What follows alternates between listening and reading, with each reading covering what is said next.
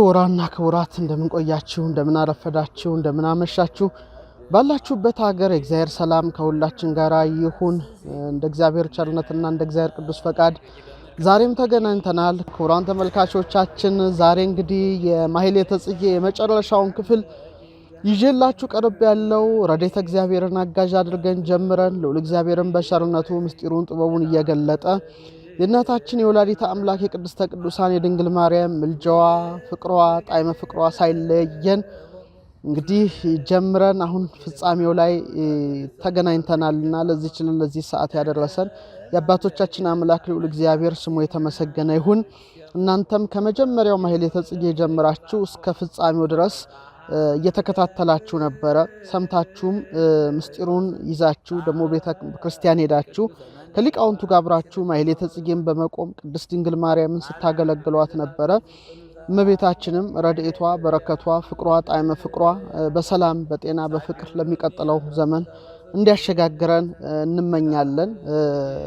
ምልጃዋም ቃል ኪዳኗም አይለየን። ዛሬም ረድኤተ እግዚአብሔር በገለጠልን ባገዘን መጠን የመጨረሻውን ማህሌተ ጽጌ ትርጓሜ ሰቆቃወ ድንግል ነግራቸዋለሁ። ሰላም እግዚአብሔር ከሁላችን ጋር ይሁን። የመጨረሻው ማህሌተ ጽጌ ቀለሙ እንዲህ ይላል። ይሐፍር ቀዊመ ቅድመ ስእልኪ ወርሃ ጽጌ ረዳ አምሃልቀ ዘእያሐልቅ ስብሃተኪ እንዘ ሲብሃኪ ጥቀ ተአምርኪ ማርያም ከማጠየቀ ጸውኦ ስምኪ ያነሽ ዘወድቀ ኃጥአኒ ይሬሲ ጻድቀ። ወደ አማርኛ ስንመልሰው እጅግ ብዙ የማያልቅ ምስጋናሽን እያመሰገንሁሽ የጽጌ ረዳ ወራት ባለቀ ጊዜ በስዕልሽ ፊት መቆምን አላፍርም። ማርያም ተአምርሽ እንዳስረዳ ወይም እንዳረጋገጠ ስምሽን መጥራት የወደቀን ያነሳል ኃጥኡንም ጻድቅ ያደርጋል ይላል።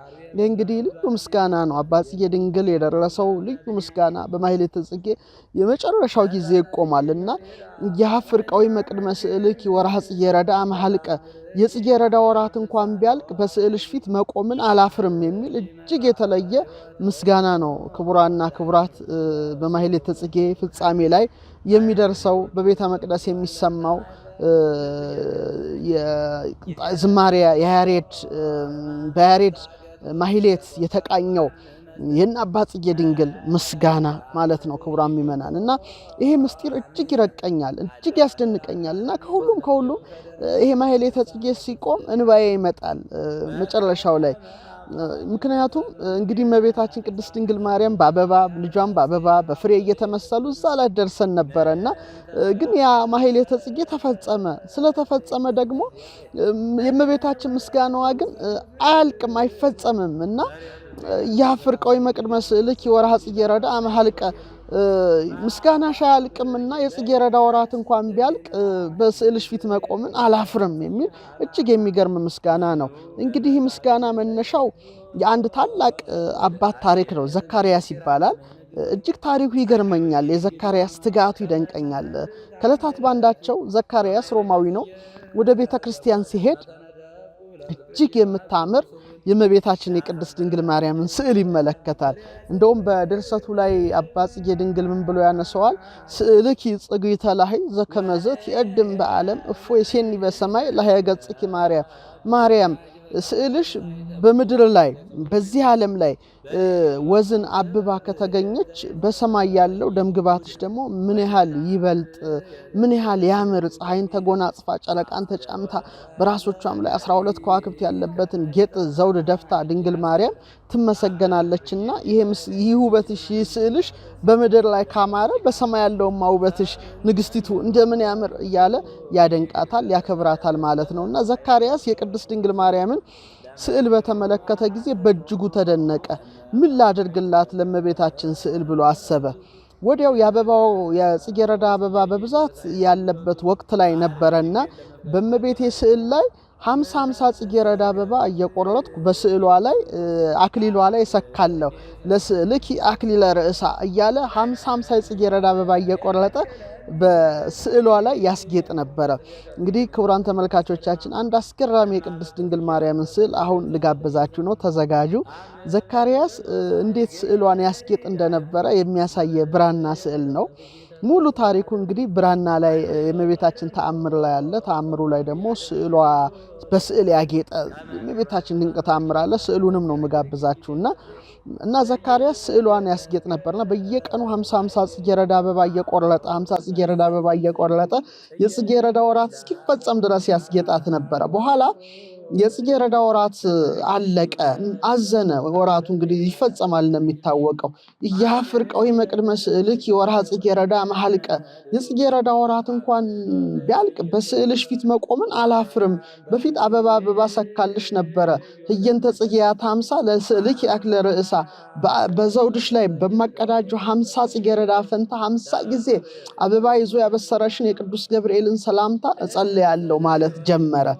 ከዛ በየቀኑ በሰላም ቅዱስ ገብርኤል መልአክ ኦ እግዝእትየ ማርያም ሰላም ለኪ እመቤቴ ማርያም ሆይ በመልአኩ በቅዱስ ገብርኤል ሰላምታ ሰላም እልሻለሁ እያለ 50 ጊዜ የእመቤታችንን ሰላምታ መጸለይ ጀመረ። በምኑ ፈንታ? በ50 ጽጌረዳ አበባ ፈንታ፣ አክሊሏ ላይ በሚያቀዳጃት ፈንታ። ይህ ሰው ከዕለታት ባንዳቸው አንድ ሀገር አቋርጦ ሲሄድ ሌቦች መንገድ ላይ ያገኙታል። ይህን ሰው ዛሬ ንብረቱን ዘርፈነው ገለነው እንሄዳለን ብለው ቀስታቸውን ጦራቸውን ይዘው ተጠጉት። ዘካርያስ ግን አላያቸውም። እንዳስለመደ በ50 ጽጌረዳ ፈንታ የሚያቀርብላትን 50ውን የቅዱስ ገብርኤልን ሰላምታ ለማድረስ እጆቹን ወደ ሰማይ ዘረጋ። ያን ጊዜ እናታችን ወላዲተ አምላክ ቅድስተ ቅዱሳን ድንግል ማርያም ደናግልን አስከትላ ከሰማይ ወረደች። የብርሃን ዙፋን ተዘረጋ፣ የብርሃን ምንጻፍ ተነጸፈ። ብራናው ላይ እንደምታዩት ማለት ነው። ብራናው ላይ እንደምትመለከቱት የብርሃን ዙፋን ተነጸፈ እና ንግሥተ ሰማያት ወምድር እዛ ላይ ቁጭ አለች እመቤታችን። ዘካርያስ አያትም፣ የሚያዩት ግን ሌቦቹ፣ ወንበዴዎቹ፣ ሽፍቶቹ ነበሩ። ከዛ እንዳስለመደ እመቤቴ ማርያም ሆይ በመልአኩ በቅዱስ ገብርኤል ሰላምታ ሰላም እልሻለሁ እያለ ሲንበረከክ ከአፉ አንድ የምስጋና ጽጌረዳ አበባ ተወጣና እመቤታችን እቅፍ ላይ ታርፍ ነበረ። ሌቦቹ መቁጠር ጀመሩ። 1 2 ሰላም ሲላት 3 10 20 25 30 35 40 45 48 49 ልክ 50ኛዋን ሰላምታ ሲያደርስ 50ኛዋ ልዩ አበባ ወደ ሰማይ ሄዳ እመቤታችን እቅፍ ስታርፋዩ ወዲያው ዘካርያስ እግር ስር ወድቀው ሰገዱ ማለት ነው። ዘካርያስም ደነገጠ። አንተ ሰው ምን እየሰራ ነው? እኛ ልንገል ነበር አመጣጣችን። በዛሬው ዕለት እጅግ የሚደንቅ ተአምርን ተመለከትን አሉት። ኧረ እኔ ኃጢአተኛ ነኝ፣ ግን ሁሌ በእመቤቴ ስዕል አክሊሏ ላይ 50 ጽጌረዳ አበባ ሰካላት ነበረ።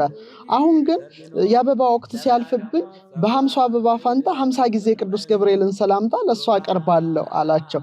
ነገሩት ያዩትን ተአምር። እኛም እመቤታችን ቅድስት ድንግል ማርያም በብርሃን ዙፋን ላይ ተቀምጣ ደናግልን አስከትላ እያንዳንዱ እጅ ስትነሳት አንዲት አበባ ካፍ ስትወጣ 50 ጊዜ ቆጠረን። ይህን ድንቅ ተአምር አይኖቻችን አዩ። ይህን ድንቅ ተአምር ጆሮቻችን ሰሙ። አሁንም ይህን ያዩ አይኖቻችን፣ ይህን የሰሙ ጆሮቻችን ከዚህ በኋላ ክፉ ነገርን እንዳያዩና እንዳይሰሙ አድርገናቸዋል። ንስሐ ገብተን የልጁ ኢየሱስ ክርስቶስ አገልጋዮች እንሆናለን ብለው መንኩሰዋል። እና ስዕሉን እስቲ ክቡራን ተመልካቾቻችን ብራናውን ተመልከቱት። አዎ ተመልከቱት።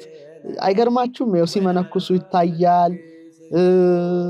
ዘካርያስ የ50 ጽጌረዳ አበባ ሲሰካላት ይታያል። እመቤታችን ደናግልን አስከትላ ስትመጣ ካፉ የምስጋና አበባን ስትቀበል ይታያል። በጣም ይገርማል። በደንብ ተመልከቱት።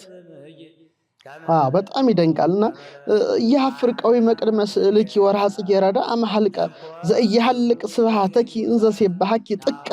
እጅግ ብዙ ማያልቅ ምስጋናሽን እያመሰገንሁሽ የጽጌረዳ ወራት ባለቀ ጊዜ በስዕልሽ ፊት መቆምን አላፍርም ብለው አባ ጽጌ ድንግልና አባ ገብረ ማርያም ያነሳሉና ይሄ አበባ ወራት አልቆ ማህሌተ ጽጌ ቢፈጸምም ግን ሁሌ የምናቀርብላት ውዳሴው አለ፣ ቅዳሴው አለ፣ የአርጋኖን ምስጋናው አለ። እመቤታችን ምስጋና የተትረፈረፈ ማያልቅ ማይፈጸም በመሆኑ ይህንን እንግዲህ ሊቃውንቱ በመጨረሻው ዕለት መርጠው በዚህ ዕለት ያደርጉታል። ተአምርኪ ማርያም ከማጠየቀ ማርያም ተአምርሽ እንዳስረዳ ወስምኪ ያነስ ዘወድቀ ኃጣኒ ሬሲ ጻድቀ። ማርያም ተአምርሽ እንዳስረዳ ስምሽን መጥራት የወደቀውን ያነሳል። ይኸውም አሁንም በእውነት ክቡራን ምእመናንና ምእመናት ይህም ብራና አሳያቸዋለሁ። የእመቤታችንን ስም ጠርቶ ወድቆ የተነሳውን ይኸውም አንድ የእመቤታችን ወዳጅ የሆነ ነበረ። የቅድስት ድንግል ማርያምን ስዕል በሚስልበት ጊዜ እጅግ አሳምሮ ነበር የእመቤታችንን ስዕል የሰራት። ከዛ በኋላ አጠገቡ ደግሞ ኃጥአን ወደ ሲኦል ሲወርዱ ዲያብሎስ መከራ ሲያጸናባቸው መሳል ጀመረ። ይህን ሲስል በጣም ክፉኛ ቅናት ክፉ ቀናተኛ የሆነው ዲያብሎስ ቀንቶበት ይስል የነበረው መሰላሉን መታበትና ልክ ከመሰላሉ ላይ መውደቅ ሲጀምር የእመቤታችንን ስም ጠራ። እንግዲህ ምስለ ፍቁር ወልዳን ከልጇን አቅፋ እመቤታችንን የሳለ ይህ ሰዓሊ ከዚህ መሰላል ላይ በወደቀ ጊዜ እመቤታችን ፈጥና እንድትረዳው በምልጃዋ እንድትደርስለት አፍጣኒ ተረድኤት የቃና ዘገሊላዋን እመቤት ወላዲተ አምላክን ጠራ። ያን ጊዜ በተአምር ከስዕሏ ወጥቶ እጇ ወጥቶ ያን ሰው ከመውደቅ አድኖታል። እንግዲህ ድንቅ ተአምሯን በእውነት ብራናው ላይ ተመልከቱት። በጣም ያደንቃል፣ ያስደንቃል በጣም እና እመቤታችን ይዛው ከመውደቅ አትርፈዋለችና ጸዎ ስምኪ ያነስ ዘወድቀ ያንቺን ስም መጥራት የወደቀውን ያነሳል ማለት ይጽፋልና እንደ በላይ ሰብ ያሉ ኃጥአንን ደግሞ ወደ ጽድቅ ይመልሳል። ከልጇም ማልዳ ዘጸዋ ስመኪ ወዘገብረ ተስካረኪ ምህር ለኪ ስምሽን የጠራ መታሰቢያሽን ያደረገ አማኔ በርእሴ ምርልሻለሁ ብሎ በራሱ ምሎላታልና በእውነት ይሄ ደግሞ ማይታበል ቃል ኪዳን በመሆኑ ሊቁ ይህንን ያነሳል ማለት ነው። እንግዲህ እመቤታችን ቅድስት ድንግል ማርያም ዛሬም በምልጃዋ በቃል ኪዳኗ ከመውደቅ ትሰውረን የሚል ነው በእውነት ምናቀርብላት። ከመፍገምገም ተደግፈን እንግዲህ ጊዜው የመውደቅ የመነሳት እጅግ ፈተና የበዛበት በመሆኑ የቅድስት ድንግል ማርያም ምልጃዋ ከመውደቅ ይታደገን እላለሁና ጸዎ ስምኪ ያነስ ዘወድቀ ኃጥአኒ ሬሲ ጻድቀ በማለት አባ ጽጌ ድንግልና አባ ገብረ ማርያም ዘደብረሃንታ እንግዲህ ምስጋናዋን አቅርበዋል ማለት ነው። ረድኤቷ በረከቷ ከሁላችን ጋር ይሁን። በመቀጠል እንግዲህ እንዘ ተሐቅፍዮ ነው የሚባለው። እንዘ ተሐቅፍዮ በመጀመሪያው ላይ ስለተረጎምኩት እዛ ጋር ሄዳችሁ የመጀመሪያውን ክፍል እንድትሰሙት ያው መልእክቴን አስተላልፋለሁ። በመቀጠል የሚቀርብላት ምስጋና ይሄ ነው። ሶበድ የገነኪ አርዌ በሊያ ሕፃንኪ ዛለየ በዘተሰረሪ ገዳመ ወታፈጠኒ ጎዬ አመፀገይኪ አክናፈ ከመ ዮሐኒ ጸገየ ብእሲተ ሰማይ ማርያም ዘትለብሲ ፀሐየ ተአምረኪ ጸሐፈ ዮሐንስ ዘርእየ።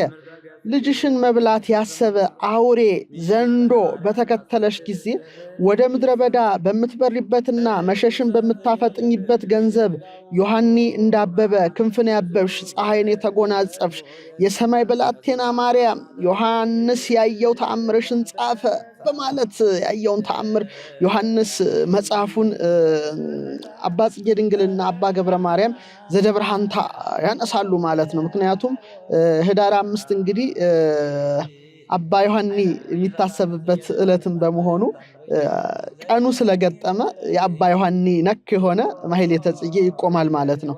ምስጢሩ ምንድን ነው የሚለውን ነው ከዚህ በመቀጠል ምናየው። ዮሐንስ እንግዲህ በራእዩ በተለይ አባ ጽጌ ድንግል እንደጠቀሰው ፀሐይን የተጎናጸፍሽ የሰማይ ብላቴና ማርያም ዮሐንስ ያየው ተአምርሽን ጻፈ ማለቱ እንግዲህ ዮሐንስ የሰማይና የምድር ንግስት መሆኗን በዮሐንስ ራእይ ምዕራፍ 12 ላይ ወአስተርአየ ተአምረ አቢይ በውስተ ሰማይ በሰማይ ውስጥ ታላቅ ምልክት ታየ። ብእሲት እንተ ትለብስ ፀሐይን ተጎናጽፋ ወወርኅ ታሕተ እገሪሃ ጨረቃን ከእግሮቿ በታች ተጫምታ ወዲበ ርእሳኒ አክሊል ዘአሰርቱ ወክልኤቱ ከዋክብት 12 ከዋክብት ያሉበትን ዘውድ ደፍታ እንደተመለከተ ምዕራፍ 12 ቁጥር 1 ላይ ጽፏልና ይህንን ፀሐይን ተጎናጽፈሽ ያየ ዮሐንስ ይህን ድንቅ ተአምር ጻፈ በማለት አባ ጽጌ ድንግል ያነሳዋል። ይኸውም ሙሉውን ብታነቡት ስክሪኑ ላይ እንደምታዩት ታላቅ ምልክት በሰማይም ታየ፣ ፀሐይን ተጎናጽፋ ከእግሮቿ በታችም ጨረቃ ያላት እና በራሷም ላይ 12 ከዋክብት አክሊል የሆነላት እያለ ያነሳታል እና መተርጉማነ ሐዲስ የዚህን ራእይ ምስጢር ሲተረጉሙ እንግዲህ አስቀድሞ ታላቅ ምልክት የተባለላት ቅድስት ድንግል ማርያም እንደሆነች ነቢዩ ኢሳይያስ በምዕራፍ 7 ቁጥር 14 ላይ ስለዚህ ጌታ ራሱ ምልክት ይሰጣቸዋል፣ እነሆ ድንግል ትጸንሳለች፣ ወንድ ልጅም ትወልዳለች፣ ስሙንም አማኑኤል ብላ ትጠራዋለች በማለት ምልክትነቷን ተናገረ። ስለዚህ ጌታ ራሱ ምልክት ይሰጣቸዋል ብሎ በተመሳሳይ መልኩ ዮሐንስም ታላቅ ምልክት በሰማይ ታየ በማለት ይገልጸዋል እና ንግሥተ ሰማይ ወምድር እመቤታችን ፀሐይ የተባለ ጌታን ጸንሳ ነበረና ፀሐይን ተጎናጽፋ ይላል። እና ጨረቃ ከእግሮቿ በታች ማለቱ ሊቃውንት ሲያመሰጥሩት በጨረቃ የተመሰለ ዮሐንስ ነው። በማህፀን የመስገዱን ነገር ዝቅ የማለቱን ነገር ያመለክታል ይላሉ። ይሁም ጨረቃ ሰርቅ ካደረገች በኋላ እስከ 15 ቀን ምልአት እያደረገች እንድትሄድ ዮሐንስም ራሱ 15 ዓመት አስተምራ በምድረ አረቢያ በማረፏ መጥምቁ ዮሐንስ በጨረቃ ሲመሰል አንትሙ ውእቱ ብርሃኑ ለዓለም እናንተ የዓለም ብርሃን ናቸው የተባሉ ደግሞ 12 ሐዋርያት ንጽህናዋን ቅድስናዋን ወላዲተ አምላክነቷን የሚመሰክሩላት ናትና 12 ከዋክብት ያሉላትን ዘውድ ደፍታ ተመለከትኩ በማለት ዮሐንስ ጽፎላታልና ይህን ተአምር ያየ ዮሐንስ ጻፈ በማለት እንግዲህ እና አባ ጽጌ ድንግል ያነሳሉ ማለት ነው። እንግዲህ ዮሐንስ ሲመለከታት ፀሐይን ተጎናጽፋለች። ፀሐይ የቀን ጌጥ ናት። ጨረቃን ተጫምታለች፣ ከዋክብትን ደፍታለች። ጨረቃና ከዋክብት የሌሊት ፈርጦች ጌጦች ናቸው። የቀንንም የሌሊትንም ጌጥ ሁለቱንም ደራርባ መገኘቷ በንጽሐ ስጋ በንጽሐ ነፍስ በሁለት ወገን ንጽሕት ስለመሆኗ ሊቁ ዘርዓ ያዕቆብ በመጽሐፈ ብርሃን ላይ ሲተረጉመው እንዲህ ይላል። ወአልቦ አማስተራየት ብእሲት ዘከመሃ እምቅድሚሃ ወእምድሬሃ ዘሐዋስ ስነ ትርሲታ ወመንክር ስርዓታ ወእያስተራየት በለቢሰ ፀሐይ ባህቲቱ። የዚች ብላቴና ልብስ ፀሐይ ሲሆን የእግሯ መጫሚያም ጨረቃ ነው።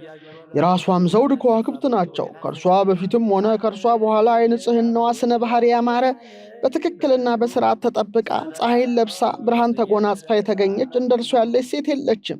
ይህም የመዓልት ጌጥ ማለት የንጽሐ ስጋዋ ጌጥ ነው። ዳግመኛም እንደ እርሷ ጨረቃን የተጫማችና ከዋክብትን የደፋች የለችም።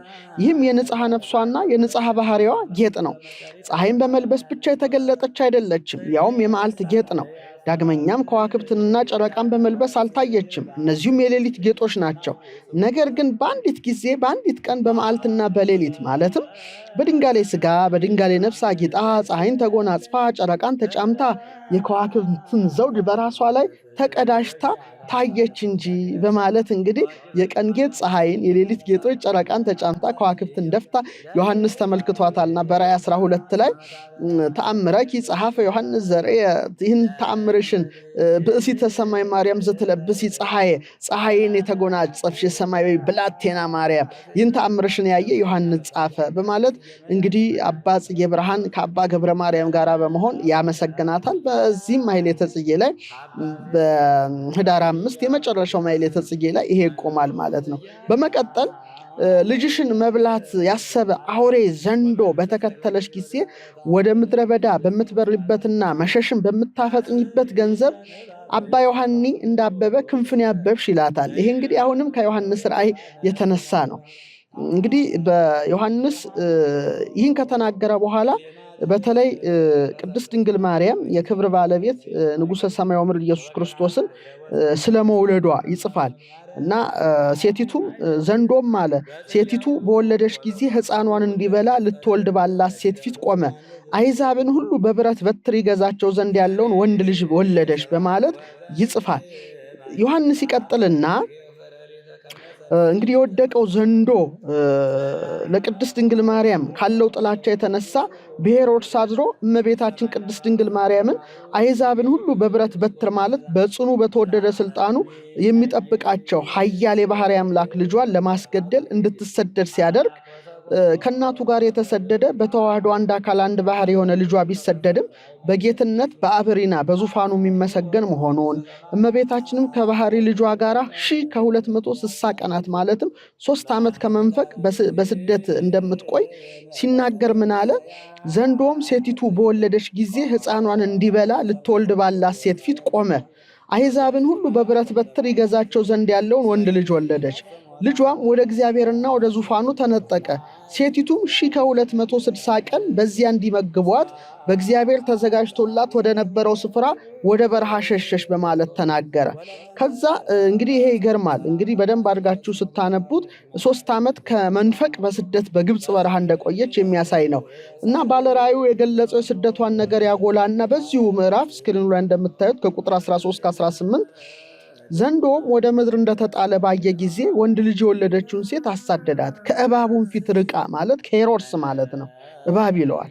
አንድ ዘመናትም የዘመንም እኩሌታ ወደምትመገብበት ወደ ስፍራዋ ወደ በረሃ እንድትበር ለሴቲቱ 2 የታላቅ ንስር ክንፎች ተሰጣት በማለት ያው የወደቀው ዘንዶ የተባለው ዲያብሎስ በእባብ በተመሰለው በሄሮድስ በማደር ኃያል ወልድን የወለደች ቅድስት ድንግል ማርያምን በግብፅ በረሃ ዘመን ማለት ያው 1 ዓመት፣ ዘመናት ማለት 2 ዓመት፣ የዘመን እኩሌታ ማለት 6 ወር፣ በአጠቃላይ 3 ዓመት ከመንፈቅ እንድትሰደድ ሲያደርግ የታላቁ የመንፈስ ቅዱስ ማደሪያ ለሆነችው ለእርሷ ደግሞ በሁለት የንስር ክንፍ የተመሰለ የስጋና የነፍስ ንጽህና እንደተሰጣት ተናገረ ማለት ነው። እንግዲህ በመቀጠል ዮሐንስ በራእዩ እባቡም ሴቲቱ በወንዝ እንድትወሰድ ሊያደርግ ወንዝ የሚያህልን ውሃ ካፉ በስተኋላዋ አፈሰሰ።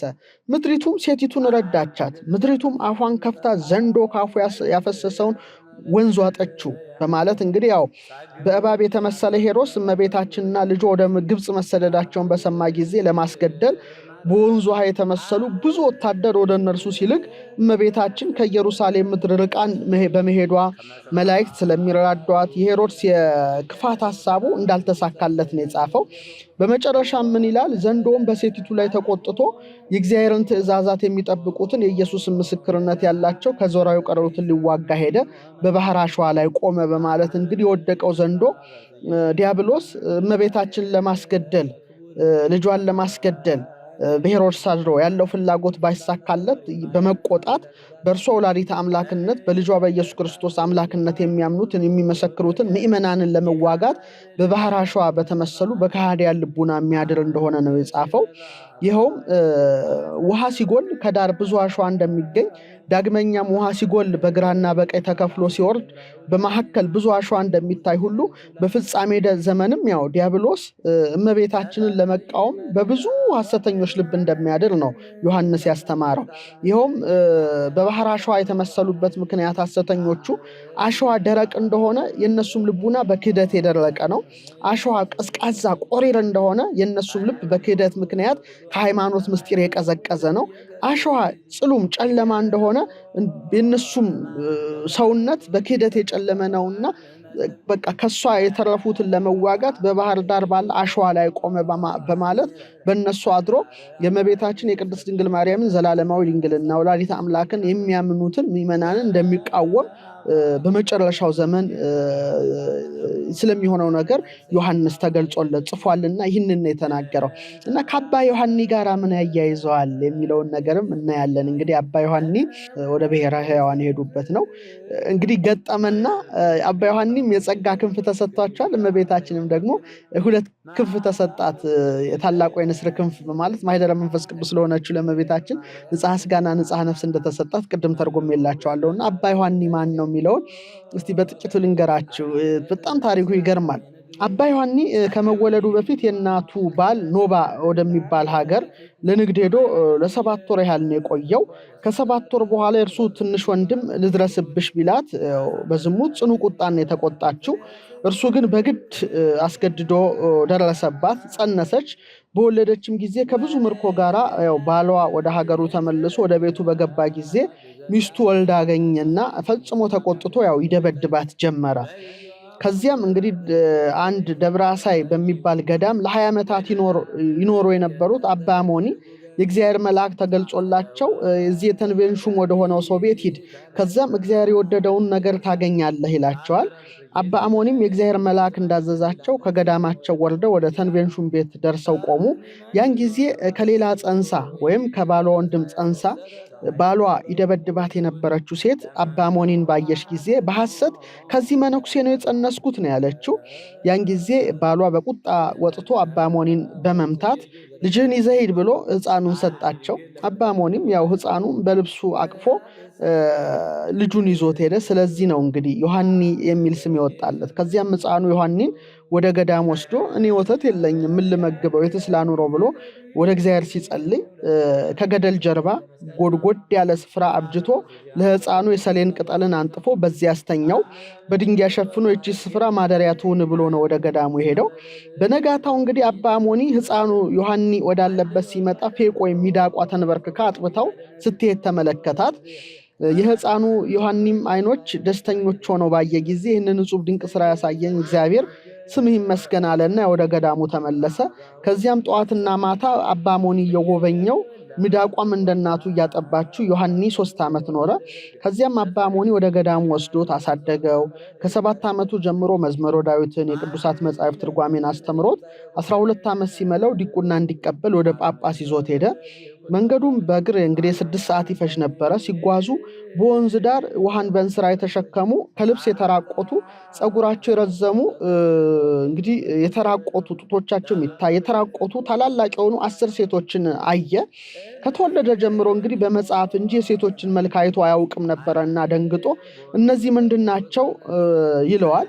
አባ አሞኒም ሴትና ወንድን ይለይ ዘንድ በአባትነት ወይም በምንኩስና ሳለ እነዚህ ወደፊት እንዳያስቱ ተጠንቀቅ፣ በመነኮሳት ስርዓት ራቅ፣ ሽሽ ይለዋል። ከዚያም ገዳሙ መለሰውና በተጋድሎ መኖር ጀመሩ። ስለዚህ ያለ አንድ ቀን አይቶ የማያውቅም እንደማለት ነው አባ ዮሐኒ። እና በገዳም ሳሉ እንግዲህ አባ በይዶ የሚባል አባት የተጓሏቸውን ዜና ሰምቶ በመምጣት ያው እነርሱ ረድ ሆኖ አብሯቸው መጋደልን ያዘ። ከዚያም አባ አሞኒና አባ ዮሐኒ መጻሕፍት እየጻፉ ለምግባቸው ለልብሳቸው አባ አበይዶ እየሸጠ እንዲሆነው በብሕትውና ሲኖሩ አያው አባ አሞኒ ከ40 ዓመት የገዳም ተጋድሎ በኋላ አረፈና በገዳማቸው ቀብረውታል። ከዚያም አባ ዮሐኒ ከገዳም ሳይወጣ በምናኔ 12 ዓመታት ከኖረ በኋላ ህዳር 5 ቀን ከቀኑ 3 ሰዓት ላይ እንደ ልማዱ ከተራራ ላይ ወጥቶ ሳለ ወላጅ እናቱ ወደ ገዳሙ መታ እንደምን አደራችሁ ስትል አባ ዮሐኒም ወንድ መስለው አንተ ማን ነህ አለው። እናቱም በክርስትና ስሟ እኔ ዓመተ መንፈስ ቅዱስ ነኝ ብላ ሴት መሆኗን ገለጸችለት። እንግዲህ ያን ጊዜ በአባትነት ወይም በምንኩስና ሳለ እንዳያስቱ ተጠንቀቅ፣ ከነሱ ራቅ፣ ሽሽ ብሎ አባቱ ያው የመንፈስ አባቱ አባ አሞኒ የተናገረውን አባ ዮሐኒ ያስታውሰው አንገታቸውን አቅንቶ ሲያት ደነገጡ። ወዲያው የነበሩበት ከገደል ጫፍ ነበረና መጽሐፋቸው የቀለም ብዕራቸው ሲወድቁ እርሳቸውም ወደ ገደል ወደቁ። ያን ጊዜ አባ በይዶ እያያቸው አባ ዮሐኒ በክንዶቹ ግራና ቀኝ የጸጋ አክናፍ ተሰጥቷቸው ቅዱስ ገብርኤል ከእርሳቸው ጋር ሆነው ወደ ብሔረ ሕያዋን ገብተዋልና ከመ ዮሐኒ ጸገየ ዮሐኒ እንዳበበ አንቺም ደግሞ ክንፍን ያበብሽ በማለት ይጠቅሳል ማለት ነው። እንደውም ቅዱስ ያሬድ ማህሌታይ አባ ዮሐኒን በእጅጉ ነው ድጓው ላይ የሚያመሰግናቸው። እንደውም ምን ይላቸዋል? አባ ዮሐኒ ጸገየ ሕይወተ ፈሬየ 30 ወ60 ወምይተ ብሔረ ሕያዋን ተመስጠ ግብተ ዘአይን ይርእየ ነሳ ሴተ። አባ ዮሐኒ ሕይወትን አብቦ 30 60 መቶን አፈራ። ወደ ሕያዋን ሀገር ወይም ወደ ብሔረ ሕያዋን በድንገት ተነጥቆ አይን ያላየውን ዋጋ አገኘ ይላል። በጣም የሚደንቅ ምስጋና ነው ቅዱስ ያሬድ ያቀረበላቸው። ሊቁ አርከስሉስም እንዲህ ይላቸዋል። ሰላም እብል ለዘኮነ ሱቱፈ ምስለ እለ ገብሩ ሰብ ብሔረ ሕያዋን ምዕራፈ እምስርዓተ መላእክት ዮሐኒ ምንተኒ ያትረፈ ከመ ሕይወቶሙ ሕይወተ ተጸገወ ዘልፈ ወከመ ክንፎሙ አብቆለ አክናፈ። ብሔረ ሕያዋንን ማረፊያ ካደረጉ ሰዎች ጋር ህብረትን ያደረገ ለሆነ ሰላም እላለሁ። ዮሐኒ ከመላእክት ስርዓት ምንም ምን አላስቀረም። እንደ ሕይወታቸው ሕይወትን ተቀበለ፣ ተሸረ፣ እንደ ክንፋቸውም ክንፎችን አበቀለ በማለት እንግዲህ ስለ አባ ዮሐኒ የጸጋ ክናፍ ይጽፋልና እመቤታችንም በዮሐንስ ራእይ ላይ 2 ክንፎች የንስሮ ክንፎች ተሰጣት ብለን ቅድም እንዳየነው አባ ዮሐኒም ይሄ የጸጋ ክንፍ ተሰጥቷቸው ስለነበረ ምሳሌን ከምሳሌ በማነጻጸር ታላቁ ሊቅ አባ ጽጌ ድንግል እመቤታችን ወላዲተ አምላክ ቅድስት ድንግል ማርያምን ያመሰግናታል። እንግዲህ ህዳር 5 2014 ምን የሚቆመው በመጨረሻው ማህሌተ ጽጌ ላይ በአባ ዮሐኒ የመሰወር ዕለት ይሄ ምስጋና ይደርሳል። የእናታችን የወላዲተ አምላክ የቅድስት ድንግል ማርያም ረድኤቷ በረከቷ የአባ ዮሐኒ ምልጃ ቃል ኪዳን ከሁላችን ጋር ከሀገራችን ከኢትዮጵያ ጋር ይሁን አሜን እላለሁ። እንግዲህ ቀጥሎ ክበበ ጌራ ወርቅ ይባላል። ክበበ ጌራ ወርቅ በመጀመሪያው ማህሌተ ጽጌ ትርጓሜ ላይ እንዳሰማችሁ እዛ ላይ ተመልከቱት። የመጨረሻው በእጅጉ የተወደደው ሁላችንም በእንባ እንግዲህ ዓመቱ በሰላም እንዲያደርሰን እያሰብን በምንቆመው በታላቁ የመዝጊያው ማህሌተ ጽጌ መደምደሚያው ምስጋና እንዲህ ይላል። ህብረሃ መልሚል ቀይህ ወጻድኢድ አራያ ኮሰኮስ ዘብሮር ተአምርኪ ንጹህ በአምሳለ ወርቅ ግቦር ተፈጸመ ናሁ ማህሌተ ጽጌ ስሙር አስምኪ ቦቱ ንግሥተ ሰማያት ወምድር ከመበህጽንኪ ያሰምክ ፍቁር። ወደ አማርኛ ስንመልሰው የሚያብረቀርቅ ቀይና ነጭ ቀለም ያለው አርአያው የብር ዝንጉርጉር የሆነ ንጹሕ ተአምርሽ በወርቅ አምሳል የተሰራ ነው። እነሆ የተወደደ መልካም ማሕሌተ ጽጌ ደረሰ ተፈጸመ። የሰማይና የምድር ንግሥት ማርያም ሆይ የተወደደ ልጅሽ በጉያሽ በእቅፍሽ እንዲጠጋ እንዲደገፍ እንዲንተራስ በእርሱ አማጽኚ ወይም አማጥኚ ይላል። እንግዲህ በጣም እጅግ የተለየ ምስጋና ነው። እንግዲህ የመጨረሻው ማሕሌተ ጽጌ ላይ የሚደርሰው እንግዲህ ትርጓሜውን ለመንገር እሞክራለሁ። ህብርሃ መልሚል ቀይህ ወጻዕዲድ አርአያ ኮሰኮስ ዘብሩር ማለቱ ከሙሴ ቃል ተነስቶ ነው። ይኸውም በኦሪት ዘፍጥረት ምዕራፍ 2 ከቁጥር 11 እስከ 12 የአንድ ወንዝ ስም ኤፌሶን ነው። እርሱም የኤውላጦንን ምድር ሁሉ የሚያጠጣ ነው። በዚያም ወርቅ አለ፣ የዚያም ምድር ወርቅ ጥሩ ነው፣ ከዚያ የሚያበራ ዕንቁ ዝንጉርጉር ዕንቁም ነበር ከሚለው ተነስቶ ህብርሃ መልሚል ቀይህ ወጻዕዲድ አርአያ ኮሰኮስ ዘብሩር በማለት ያነሰዋል ማለት ነው። ይኸውም ሲተረጎም ቅድም እንደነገርኳችሁ የሚያብረቀርቅ ቀይና ነጭ ቀለም ያለው አርአያው የብር ዝንጉርጉር የሆነ ንጹሕ ተአምርሽ በወርቅ አምሳል የተሰራ ነው ይላል። ስለዚህ በገነት ካለው ከዚህ ዕንቁና ከዚህ ወርቅ ነው ተነስቶ የሚጽፈው። ይኸውም ገነት የእመቤታችን ወርቅ የንጽህናዋ የቅድስናዋ ምሳሌ ነው። የዛች ሀገር ወርቅ ጽሩ የጠራ እንደሆነ እመቤታችንም በሃይማኖትም በምግባርም በንጽህናም በቅድስናም የጠራሽ መሆኗን ያመለክታል። ዕንቁ እንግዲህ አሁንም ዕንቁ የንጽህናዋ ምሳሌ ነው። ቅዱስ ያሬድ ማርያም እሰ ተሐቱ እምትካት ውስተ ከርሱ ለአዳም ከመ ባሕሪ ጻዕዳ ማርያም ግን ከጥንት ጀምሮ በአዳም ባህሪ ውስጥ እንደ ነጭ ዕንቁ ታበራለች ብሎ እንደተናገረ በጣም ይደንቃል። እና ሌላው ሐመልሚል ወይም ዝንጉርጉር ዕንቁ የጌታችን ምሳሌ ነው። ያ ሐመልሚል ዝንጉርጉር እንደሆነ ሁሉ ሐመልሚል ወይም ሐመልማል እንደ ሐመልማል ዝንጉርጉር እንደሆነ ሁሉ እሱም አምላክ ወሰብ ፍጹም አምላክ ፍጹም ሰው ነውና እሱን ደግሞ በዝንጉርጉር ዕንቁ ይመስለዋል ማለት ነውና ህብረ ሐመልሚል ቀይህ ወጻዕዲድ አርአያ ኮሰኮስ ዘብሩር በማለት ሊቁ ያነሳል ማለት ነው። ከዛ አባ ጽጌ ድንግል ምን አለ? ተፈጸመ ናሁ ማሕሌተ ጽጌ ስሙር፣ እነሆ ያማረ የተወደደ የጽጌ ማሕሌት ደረሰ ተፈጸመ ይላል። ምክንያቱም ከመስከረም 26 ጀምሮ እስከ ህዳር 5 ድረስ የሚቆም ነውና ማጠቃለያው ነው መፈጸሚያው ነውና ተፈጸመ ናሁ ማሕሌተ ጽጌ ስሙር፣ እነሆ ያማረ የተወደደ የአበባ ምስጋና በአበባ እየተመሰልሽ ልጅሽ በአበባ እየተመሰለ የሚመሰገንበት ምስጋና ደረሰ ተፈጸመ ይልና በመቀጠል ምን ይላል? እንግዲህ ሕፃናት ናላ ያወርዳቸዋል ብለው ወላጆች ደግሞ በመሃል እጃቸው እንዲይዟቸው በመሃል እጃቸው እንዲያቅፏቸው ዓለምን የሚደግፈውን የያዘውን ፍቁር ጌታን የያዙ ጉያዎቿን ክንዶቿን ያደንቃል። አስምኪ ቦቱ ንግሥተ ሰማያት ወምድር ከመ በሕፅንኪ ያሰምክ ፍቁር የተወደደ ልጅሽ በጉያሽ በእቅፍሽ እንዲጠጋ እንዲደገፍ እንዲንተራስ በእርሱ አማጥኚ በማለት ነው የሚያነሳው።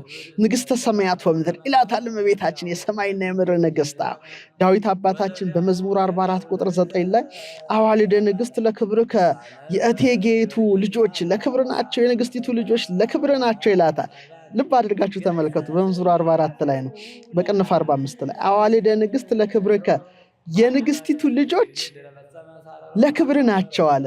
የንግሥቲቱ ልጆች ንግሥት የተባለችው ቅድስት ድንግል ማርያም ናት። የንጉሠ ሰማያት የኢየሱስ ክርስቶስ እናቱ ናትና እና የእሷ ደግሞ ልጆች የጸጋ ልጆች እኛ ምእመናን ነን። በዮሐንስ እኛን ለእሷ ሰጥቷል። እነሆ ልጅሽ ብሎ ነዋ ወልድኪ ብሎ ነዮሙ ውሉድኪ ልጆችሽ እንሆ ብሎ ሰጥቶናል። ለእኛም ደግሞ ነያ እምከ እናትህ እንኋት ብሎ ነያ እምክሙ እናታችሁ እንኋት ብሎ ዮሐንስን ለሚመስለን የአደራ ልጆቿ ነን፣ የአደራ እናታችን ናት። ስለዚህ የንግሥቲቱ የድንግል ማርያም ልጆች ለክብር ናቸው በማለት ለክብሩ ለመንግሥተ ሰማያት የመመረጣችንን ነገር ይጽፋል ማለት ነው። እና ደስ ይበላችሁ ምእመናን፣ አዋልደ ንግሥት ለክብርከ የንግሥቲቱ ልጆች ለክብር ናቸው በማለት ለመንግሥተ ሰማያት እድምተኛ የታጨን መሆናችንን ይጽፋል። ለክብር ናቸው፣ ለክብር ለምታወርሳት ኑ ሀቤ ቡሩካኑ ላቡ የተረሱ መንግሥተ ሰማያት ዘድልው ለክሙ ቅድመ የተፈጠረ ዓለም ሳይፈጠር ሳይፈጠር ያዘጋጀውላችሁ መንግስተ ሰማያትን ውረሱ ብለ ለምታወርሳት ለዛች ለክብር ለመጨረሻው ክብር ለሚመናል በምሰጠው ክብር የንግስቲቱ ልጆች ለክብር ናቸው በማለት ይጽፋልና በቅድስት ድንግል ማርያም ንጽህና፣ ቅድስና፣ ዘላለማዊ ድንግልና፣ አማላጅነት የምታምኑ ምእመናን በእጅጉ ደስ ይበላችሁ። በምድር ላይ እንኳን ህይወታችን እንኳን ቢያልፍ በዚህ ዓለም ላይ ሁሉንም ነገር ብናጣ የሚቆየን ዓለም እጅግ የክብር ዓለም በመሆኑ ልትደሰቱ ይገባል። ለዚህ ነው እምነ ጽዮን ይብል ሰብእ እንሆ ምን ጽዮን ይብል ሰብእ ሰው እናታችን ጽዮን ይላል። ወብእሲ ተወልደ በውስቴታ በሷም ሰው ተወለደ ይላል። ፍጹም ሰውን ፍጹም አምላክ ክርስቶስን የወለደች ቅድስት ድንግል ናትና እሷን ደግሞ ምን ጽዮን እናታችን ጽዮን ይላል። ሰው ነው የሚለው ሰው ይላል በማለት ይጽፋልና ሰዎች ነን። ስለዚህ ለክብሩ ስለተመረጠን አዋልደ ንግስት ይላታልና ንግስተ ሰማያት ወምር ያለው አባ ጽጌ ብርሃን ለዚህ ነው ወትቀውም ንግስት በየማነከ ንግስቲቱ በቀኝ ትቆማለች በአልባሰ ወርቅ ውጽፍት ወህብርት ወርቀ ዘቦ ግምጃ ደራርባ ንግስቲቱ በቀኝ ትቆማለች ይላል መዝሙር 44 በቅንፍ 45 ከቁጥር 9 ጀምራችሁ ስታነቡ እመቤታችን በቁም ወርቅ የለበሰችውን አይደለም በወርቅ የተመሰለ ንጽሐ ስጋ ንጽሐ ነፍስ ንጽሐ ልቡና ገንዘብ አድርጋ ከንጉሱ ከኢየሱስ ክርስቶስ ዙፋን ቀኝ ቆማለች። መቆም ማለት ማማለድን መናገር ነውና እመቤታችን ንግስተ ሰማያት ወምር ናትና ንግስተ ሰማያት ወምር ይላታል። ንግስትነቷን ዳዊት ብቻ አይደለም የተናገረው ታላቁ አባት ኢሳይያስም በትንቢቱ በምዕራፍ 49 ቁጥር 23 ላይ ነገስታ ማሁትኪ ነገስታት አያቶችሽ አባቶችሽ ናቸው ወነጋሲያት አጻንያትኪ ንግስታቱም ሞግዚቶችሽ ናቸው ወይ ሰግዱ ለኪ ውስጥ ተገጸምር ግንባራቸውን ዝቅ አድርገው ይሰግዱልሻል ወይ ልህሱ ጸበለ እግርኪ የእግርሽንም ትቢያ ይልሳሉ በማለት እንደተናገረ በእውነት ንግስተ ሰማያት ወምድር ናትና የአክብሮት ስግደት ምእመናን የፍቅር ሞግዚቶቿ ምእመናን ስለሚያቀርቡላት ይህን ተናገረ። ንግስተ ሰማያት ወምድር በማለት ይናገራል ይጽፍላታል ማለት ነው። ስለዚህ የዚህ ምስጋና የሚያመሰግናት ሁሉ ወደ ምድረ ግብጽ በጉያዋ አቅፋው ወደ ተሰደደችው ወደ ልጇ ወደ ኢየሱስ ክርስቶስ ትለምንለት ትማጸንለት ዘንድ እየለመነ የማሕሌተ ጽጌ ውዳሴ መፈጸሙን ሊቁ ተናገረ ማለት ነው። እንግዲህ በሁሉም ዓመታት የመጨረሻው ማሕሌተ ጽጌ ላይ የሚቆም ነውና ለእውነት ለዚህ ዓመት ያደረሰን አምላካችን ክርስቶስ ለሚቀጥለውም ዓመት እንግዲህ በቸርነቱ ከቁጥር ሳንጎል ያድርሰን ብለን እንማጸን። የመጨረሻው ምስጋና ነው። ተፈጸመ ናሁ ማሕሌተ ጽጌ ስሙር ያማረ የተወደደ የጽጌ ማሕሌት ተፈጸመ እንደሚል እኛ ምስጋናዋን በእግዚአብሔር ቸርነት እንደፈጸምን ደግሞ የእመቤታችን ከልጇ ዙፋን ፊት ተንበርክካ የመከራው ፍጻሜ ነው እንድትለን መማጸን ይገባናል። በጣም እና ይሄ እንግዲህ የማሕሌተ ጽጌ የመጨረሻው ነው። የመጨረሻው ደግሞ ሰቆቃወ ድንግል እጅግ ደስ የሚያሰኝም የሚያሳዝንም ነውና እስቲ እሱን ደግሞ ልንገራችሁ። ምን ይላል? ተመየጢ እግዝእትየ ማርያም ሀገረኪ ናዝሬተ ወኢትጎንድይ በግብፅ ከመዛአልብኪ ቤተ በላዕሌኪ አልቦ እንተ ያመጽእ ሁከተ ለወልድኪ ዘያስሶ ይእዜሰ ሞተ በከመ ነገሮ መልአክ ለዮሴፍ ብስራተ። እመቤቴ ማርያም ሆይ ሀገርሽ ናዝሬት ተመለሺ፣ ቤት እንደሌለሽ በግብፅ አትዘግይ። በአንቺ ላይ ውከትን የሚያመጣ የለም። መልአክ ለዮሴፍ ብስራትን እንደነገረው ልጅሽን የሚፈልገው ዛሬስ ሙቷልና የሚል እጅ ገባ። የሰቆቃወ ድንግል ደራሲ እያለቀሰ እያነባ ነው። በቀለመ አንብ ይላል ጠብ እያለ እንባውን የእመቤታችን ከልጇ ጋር መሰደዷን አስቦ ይጽፍ የነበረው። አሁን ግን እመቤታችንም 3 ዓመት ከመንፈቅ በስደቷ ወራት እጅግ ብዙ መከራን ተቀብላለች። እንግዲህ ልጇ ውሃ ሲጠማው ውሃ ፍለጋ ስትንከራተት ሰይጣን የሰው ልቡና አጽንቶባት ስትመለስ ሰብአ ሰገል የገበሩለትን የወርቅ ጫማ ሌቦች ሲሰርቁት ሽፍቶቹ ሲመጡ ስታነቅስ ስታነባ ጌታ ደግሞ አይዞሽ እናቴ እኔ ዛሬ አልሞትም ሲላት እሷ ደግሞ ከቤተልሔም ጀምሬ እስከዚህ ድረስ መከራ የተቀበልኩ ከሞት ላላድን ብላ ምርር ብላ ስታለቅስ ይሄ ሁሉ በግብፅ ስደቷ ላይ ተከናውኗል። ተአምሯም እንዳስረዳን ደግሞ ወደ ሀገራችን ወደ ኢትዮጵያ መታለች። በተለይ ጣና ቂርቆስ ላይ የእግሯ ዱካ ሁሉ አሻራዋ ሁሉ አርፏል። አስራት ይሁኑሽ ብሎ ኢትዮጵያውያንን ሰጥቷታልና እመቤታችን ቅድስት ድንግል ማርያም እመቤታችንን ተመየጢ እግዝእቴ ማርያም ሀገረኪ ናዝሬት እንዳለ አሁንም ወደ ርስት ሀገሯ ወደ ኢትዮጵያ ተመለሺ ተመለሺ አስቢያት ኢትዮጵያን እያልን የምናለቅስበት እንዲሆን ያስፈልጋል። እንግዲህ ተመየጢ እግዝእቴ ማርያም ሀገረኪ ናዝሬት ወይትጎንዲ በግብፅ ከመዛልብኪ ቤተ በላዕሌኪ አልቦ እንተ ያመጽእ ሁከተ ብሎ የተናገረው የማቴዎስ ወንጌል ምዕራፍ 2 ላይ ከቁጥር 19 እስከ 23 እንዲህ ይላል። ሄሮድስም ከሞተ በኋላ እነሆ የጌታ መልአክ በግብፅ ለዮሴፍ በሕልም ታይቶ የሕፃኑን ነፍስ የፈለጉት ሙተዋልና ተነሳ፣ ሕፃኑንና እናቱን ይዘህ ወደ እስራኤል ሀገር ሂድ አለ። እርሱም ተነስቶ ሕፃኑንና እናቱን ያዘና ወደ እስራኤል ሀገር ገባ። በአባቱም በሄሮድስ ፈንታ አርኬላዎስ በይሁዳ እንደነገሰ በሰማ ጊዜ ወደዚያ መሄድን ፈራ። በሕልምም ተረድቶ ወደ ገሊላ ሀገር ሄደ። በነቢያት ናዝራዊ ይባላል የተባለው ይፈጸም ዘንድ ናዝሬት ወደምትባል ከተማ መጥቶ ኖረ ስለሚል እመቤቴ ማርያም ሀገርሽ ናዝሬት ተመለሺ፣ ቤት እንደሌለሽ በግብፅ አትዘጊ፣ በአንቺ ላይ ሁከትን የሚያመጣ የለም። መልአክ ለዮሴፍ ብስራትን እንደነገረው ልጅሽን የሚፈልገው ሄሮድስ ዛሬ ሞቷልና በማለት የሄሮድስ ተቀስፎ መሞት እመቤታችን ደግሞ ከሐዘኗ ተጽናንታ ህዳር 6 እንግዲህ ቁስቋም ናት። ቁስቋም አርፋለች እመቤታችን። ቁስቋም ያረፈችበትን ቦታ እኔ በእግሬ ረግጬዋለሁ።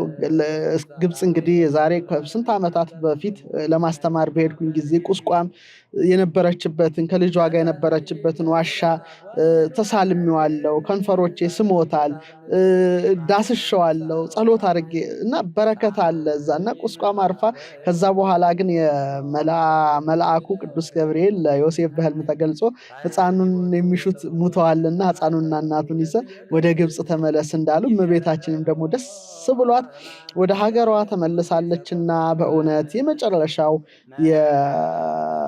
ምስጋና ይሄን ይመስላል። ክቡራን ተመልካቾቻችን እናታችን ወላዲተ አምላክ ምልጃዋ፣ ረድኤቷ፣ ቃል ኪዳኗ ከክፉ ነገር ሁሉ ይጠብቀን እላለሁ። እንግዲህ ያነሳስቶ ላስጀመረን አስጀምሮ ላስፈጸመን ለልዑል እግዚአብሔር ክብር ምስጋና ይግባው። ቸር ነውና በቸርነቱ፣ መሐሪ ነውና በምህሩ፣ ይቅር ባይ ነውና በይቅርታው፣ ፍቅር ነውና በፍቅሩ ይጎብኘን። ለከርሞ ከቁጥር ሳያጎለን በሰላም ያድርሰን።